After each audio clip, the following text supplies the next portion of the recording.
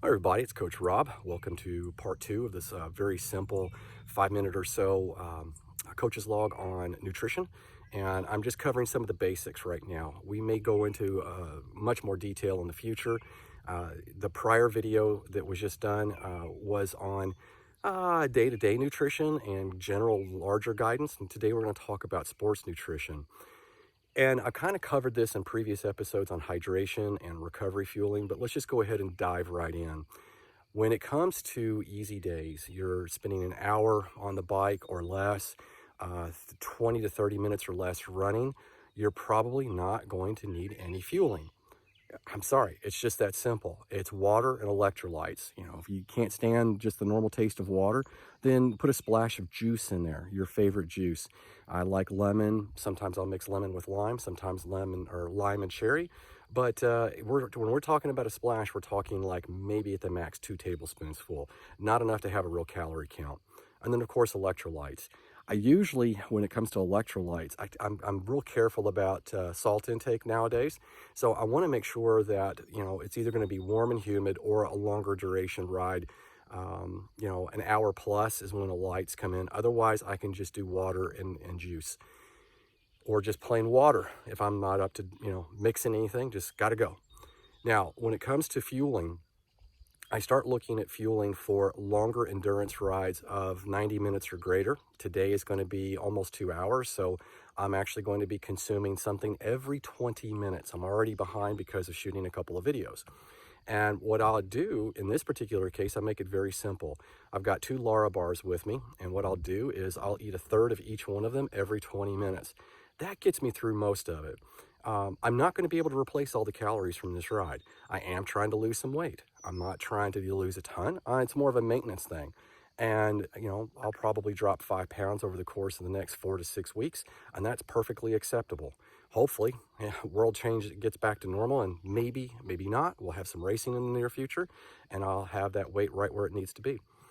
The other thing too is that when you start talking about higher intensity training, solid foods may not be the right thing for you.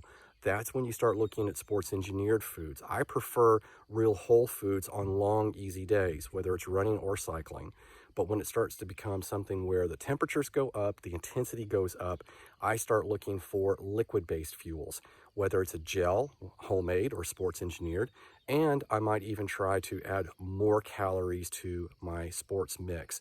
Now, I've already mentioned that I'm using primarily a little bit of juice and some electrolytes in some filtered water. However, I will add honey and even turbinado sugar, all natural things, into my sports bottle. I used to add things like maltodextrin and dextrose to raise the calorie count and the carb count in my sports nutrition profile for drinking fuel. Now, I've gotten away from that because I've noticed a lot of GI issues, and it's really helped me to go backwards and use, well, I would say backwards, going to natural foods such as the pure cane sugar and honey. You can also use things like maple syrup, agave, and sorghum, molasses, whatever you want. You might even try mixing a few things. Then when it comes to other fuel sources that are liquid-based, I'll make my own gel. I might make it out of a simple syrup diet or a simple syrup recipe, or I may even just use a puree where I take, fresh fruit, berries, and I'll throw them in a blender with some filtered water, maybe add some sugar or honey to that mix, filter it down, blend it down, and then I'll run it through a strainer to get rid of seeds and skins and things like that, and then I put it in a gel flask. It probably isn't going to have near the amount of calories as a true gel will have, because if you think about it, it's a concentrate. So you may need more. You may need a larger gel flask or multiple gel flasks if you're going to go that route. The only other thing that I like to take on my harder training rides and runs, for that matter, that's real fuel or real food when the heat goes up or the distance goes up, is bananas. I can choke one of those down without inhaling it.